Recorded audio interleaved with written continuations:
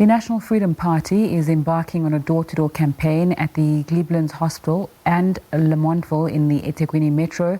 SABC News reporter Simphiwe Makhanya joins us for more. Very good afternoon, Simphiwe. Just describe to us what's happening there.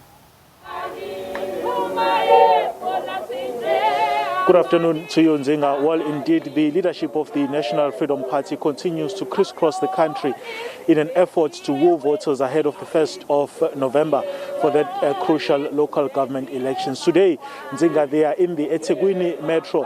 They started their campaign in a community called Glebelands, and they've since moved, they started in a community called Lamontville, and they've since moved now to Glebelands Hostel. I'm going to introduce the Secretary of the NFP, that's Mr. Mr. Mdleje, thank you very much for your time. Just your overall observation of the areas you've visited so far in terms of the pressing needs of communities. Good afternoon and thank you to the viewers. And indeed, we have been around here since the morning, and what we have noticed is that there is lack of service delivery, in particular in Lamontville and here in Umlazi Glebelands Hostel. These are areas where people are living in abject poverty. People are still living under conditions that are inhuman. As you can see, as you can see, in here in the hostel, the structures has not been taken good care of. The municipality has failed to renovate the structures. As you can see, there's water leaks and all sorts of challenges in this particular area. But over and above that, we've got a structure down here just across the road, a market, which we were told it was built on 23 million rand. But if you look at it, it can cost even about 5 million. And there's also a playground here, which was renovated for 7.8 million. And it tells you that there is a lot of corruption that has taken place here. And as the National Freedom Party, we are going to expose all those corrupt elements here, because we want people to know the truth. We can't have a 7.8 million spent on a sporting field of that nature. It's appalling. And we are hoping that the people of this area are going to trust us with their vote so that we can change things for them and make their lives better. Why should they trust you, though? We are the alternative compared to the ANC. The ANC has failed the people of South Africa and KwaZulu-Natal. The IFP has not done anything for the people of this area, especially in the hostels, because hostels are dominantly IFP support. But there's nothing that has been done for these people in hostels, and we are going to change that. The NFP has got a solid plan on how we're going to deal with issues of housing, issues of lack of service delivery, in particular issues of garbage that we have seen as we are crisscrossing this part of Ethekwini, in particular Lamontville, where the people are still living in abject poverty. People are unemployed. I mean, if you come here at this time of the day and we are able to talk to about 100 people in a space of 30 minutes, it tells you people are unemployed, and we are going to deal with those issues. Mr. Mdleje, the challenges facing residents, especially at hostels across the province, are well documented, as you have just alluded to. But crime is one of those challenges. How do you intend to deal with the issue of crime in these hostels? I think one of the reasons why we are here is to do exactly that. We are going to speak to the people here. Already some have told us that one of the challenges that they are confronted with is fear. Even the hostel dwellers, they fear of coming out at night.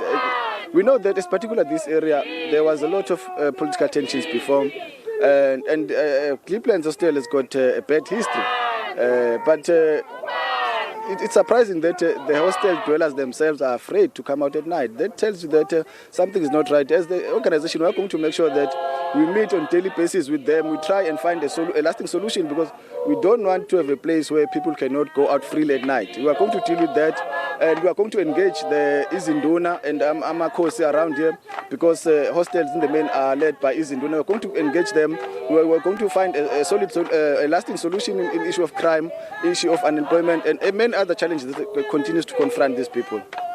Of course, Mr. Mdleje, the NFP could not contest the previous local government elections for obvious reasons that you know. The question, therefore, is where are you going to get the capable men and women who have the necessary skills and experience to embark on this journey that you are promising the people? For us, not participating in the 26 local government elections was a blessing in disguise, because it gave us enough time to prepare ourselves. It gave us enough time to train our candidates. And as we are going to these elections, our candidates are well trained. As I'm telling you that since 2016 we have been building and making sure that we build a solid foundation for this local government election. That's why for us we don't have issues, we don't have worries of whether or not we are going to win municipalities. We are going to win municipalities, and we've got capable men and women who are going to be deployed in various positions in municipalities. But over and above that, we are going to make sure that we deploy people with enough skills and expertise.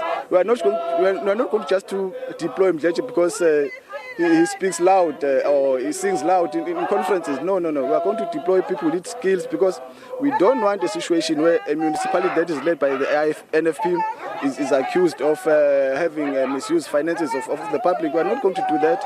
And we have already told our candidates that if they think that being in the NFP it means enriching themselves, they're in the wrong organization. We are going to expel each and every candidate or councillor who will be found wanting, who will be found or who will be accused of having stolen even a cent from the public purse, because this is not what the NFP stand for. We told them that if they are going to loot, if they are going to steal, they must leave the NFP now before the 1st of November and go and join the ANC, because we know that the headquarters of corruption in South Africa is at Luthuli House, not in the NFP.